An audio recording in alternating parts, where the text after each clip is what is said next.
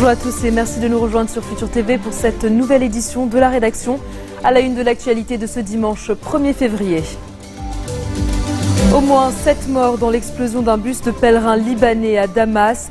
Le Front al-Nosra revendique l'attentat suicide qui a également fait une vingtaine de blessés. Une troisième guerre du Liban est inévitable car les règles du jeu ont changé. Une déclaration signée Avigdor Lieberman. Pour le ministre israélien des Affaires étrangères, la dissuasion de Tsahal a été compromise suite à l'attaque du Hezbollah. Le journaliste japonais Kenji Goto, exécuté par les djihadistes du groupe État islamique. Tokyo se dit horrifié après la décapitation de son otage, le second en une semaine. Barack Obama, David Cameron et François Hollande ont également fait part de leur indignation. Et à suivre également dans ce journal, direction le Nigeria, où les islamistes de Boko Haram lancent une contre-offensive sur la ville de Maiduguri, dans le nord du pays. Ban Ki-moon appelle à la solidarité dans la lutte contre le terrorisme. L'information de ce dimanche, c'est cet attentat à Damas. Un bus transportant des pèlerins libanais a été la cible d'une explosion dans la région de Kallassa, au cœur de la capitale syrienne. Au moins 7 personnes ont été tuées, une vingtaine d'autres blessées.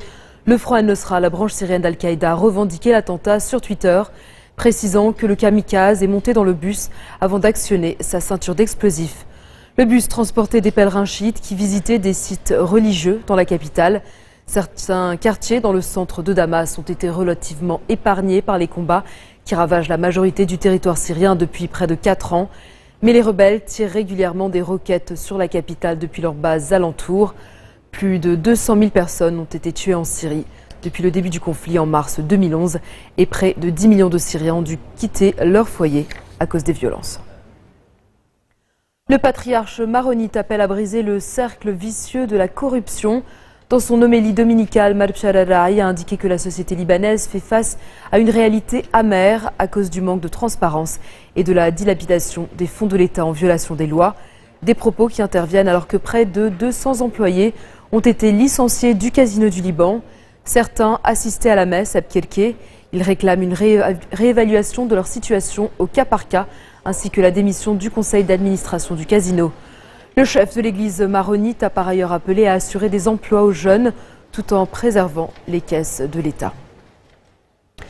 Le directeur du département Moyen-Orient et Afrique du Nord au ministère français des Affaires étrangères est à nouveau attendu à Beyrouth dès demain. C'est du moins ce que croit savoir le quotidien An-Nahar. Objectif pour Jean-François Giraud, tenter de débloquer le dossier de la présidentielle libanaise. Le Liban est sans président depuis le 25 mai 2014, date de la fin du mandat de Michel Sleiman. La séance électorale de mercredi dernier a tourné court faute de quorum. Une prochaine réunion a été fixée au 18 février. Les efforts de l'émissaire français ne devraient toutefois pas aboutir à un dénouement du dossier. En cause, les puissances étrangères qui sont concernées par le dossier libanais, elles ne sont pas prêtes à céder en faveur de Paris. L'aviation israélienne a effectué des raids fictifs au-dessus de plusieurs régions du Liban Sud. Les avions ont survolé à basse altitude Nabatiyeh, Eklim Tefah, Khiam et Akloub. Des survols qui interviennent quelques jours après un échange de feux meurtrier entre le Hezbollah et Tsahal dans la région des fermes de Shebra, et dans lequel un casque bleu espagnol et 2 soldats israéliens ont été tués. Une 4e opération dans la bande de Gaza est inévitable, tout comme une 3e guerre du Liban est inévitable. Voilà ce qu'a déclaré le chef de la diplomatie israélienne. Avigdor Lieberman estime que la dissuasion d'Israël a été compromise suite à l'attaque du Hezbollah sur un convoi de Tsahal.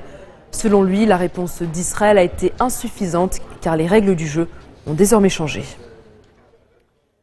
Un membre de la famille Hojairi a été arrêté au niveau d'un barrage de l'armée libanaise à El-Seil dans la Bekaa. Abdelkarim Hojairi est soupçonné d'appartenir à un groupe terroriste. Il a été transféré dans un centre militaire pour y être interrogé. Plusieurs membres de la famille Hojairi ont récemment été arrêtés par les autorités ou enlevés par des éléments armés à El-Seil. La région a été le théâtre de violents affrontements entre l'armée et les djihadistes en août dernier. L'otage japonais Kenji Goto a été exécuté par le groupe État islamique. Une vidéo diffusée sur Internet et qui semble authentique selon Tokyo montre la décapitation du journaliste de 47 ans. Son bourreau, un homme à l'accent britannique, dit agir en représailles à la participation du Japon à la coalition internationale anti-djihadiste. Cette exécution intervient moins d'une semaine après celle d'un autre Japonais. Kenji Goto était parti à la recherche de ce premier otage japonais avant d'être lui-même capturé par l'EI. Le Premier ministre nippon a dénoncé un acte de terrorisme inhumain, ignoble et méprisable. Shinzo Abe assure que le Japon n'abandonnera pas la lutte contre le terrorisme. Le pilote jordanien, capturé en décembre après l'accident de son F-16, pourrait désormais être la prochaine victime de l'État islamique, même si la dernière vidéo ne fait aucune mention de l'otage. Amman est déterminé à tout faire pour libérer son pilote et s'est dit prêt à libérer une djihadiste irakienne en échange. Et puis les messages de soutien internationaux à Tokyo n'ont pas tardé. Barack Obama a condamné un meurtre odieux et barbare. Son homologue français, François Hollande, a fait part de son indignation, soulignant que Paris était solidaire du Japon dans cette nouvelle épreuve. David Cameron a quant à lui qualifié l'exécution de méprisable et effroyable. Pour le Premier ministre britannique, il s'agit d'un rappel de plus que le groupe État islamique est l'incarnation du mal, sans égard pour la vie humaine. Dans un instant, en direction l'Irak, qui a connu un mois de janvier particulièrement sanglant. Les détails juste après la pause.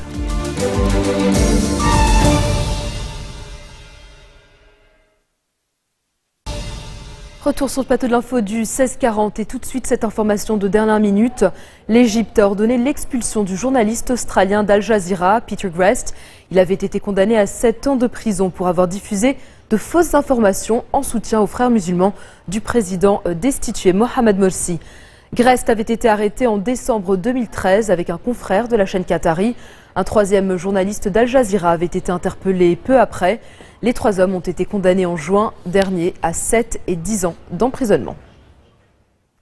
Les violences en Irak ont fait au moins 1375 morts pendant le seul mois de janvier. Parmi eux, 790 civils. Ce bilan des Nations Unies prend en compte les 585 soldats de l'armée irakienne qui ont été tués en combattant les djihadistes du groupe État islamique. Il ne comptabilise en revanche pas les islamistes tués. La mission d'assistance de l'ONU en Irak précise par ailleurs qu'au moins 2240 personnes, civiles et militaires, ont été blessées pendant cette même période. Direction le Nigeria où les islamistes du groupe Boko Haram ont lancé une contre-offensive sur la ville de Maiduguri, dans le nord du pays. Les témoins parlent de combats violents qui opposent les islamistes à des milices privées nigérianes. Ces combats interviennent au lendemain des bombardements de l'aviation tchadienne sur la ville nigériane de Gamburu, un fief de Boko Haram un peu plus au nord. 123 islamistes auraient été tués pendant ces bombardements. De son côté, le secrétaire général des Nations Unies appelle à la solidarité dans la lutte contre le terrorisme. Selon Ban Ki-moon, comme Al-Qaïda, les terroristes de Boko Haram et de l'État islamique ont commis des actes d'une brutalité indescriptible contre l'humanité. Il estime que pas un seul pays, pas même une puissance régionale, ne peut y faire face seul. L'Union africaine a elle aussi lancé un appel à la mobilisation en Afrique et validé la mise en place d'une force régionale de 7500 hommes pour lutter contre Boko Haram. Dans l'est de l'Ukraine, les combats se concentrent toujours autour de la ville stratégique de Debaltsev, où l'armée ukrainienne serait encerclée par les rebelles pro-russes.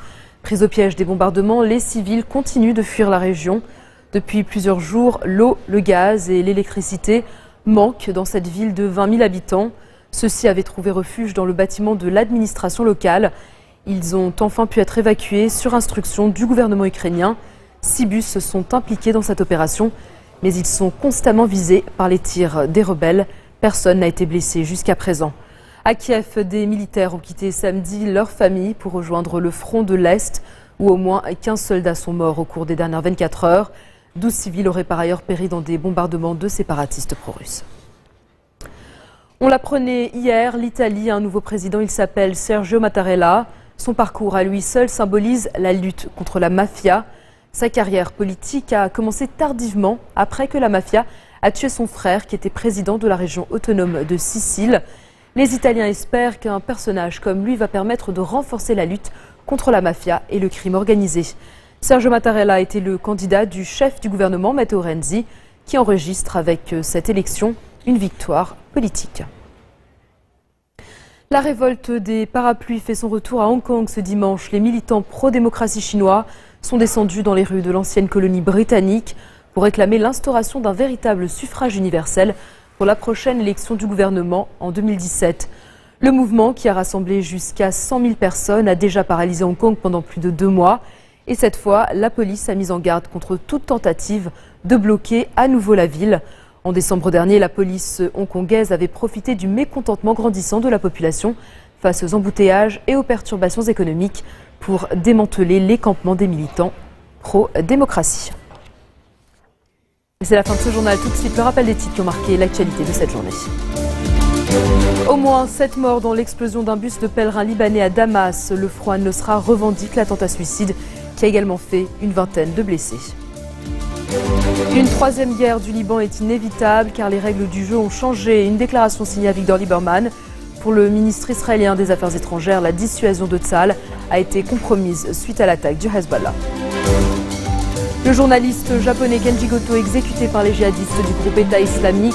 Tokyo se dit horrifié après la décapitation de son otage, le second en une semaine.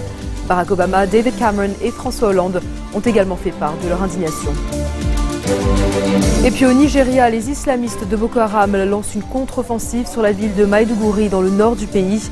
Ban Ki-moon appelle à la solidarité dans la lutte contre le terrorisme. Merci de votre attention. Retrouvez-nous tous les jours à 16h40, heure de Beyrouth. Et puis Code 24, votre magazine d'actualité reprend comme tous les dimanches.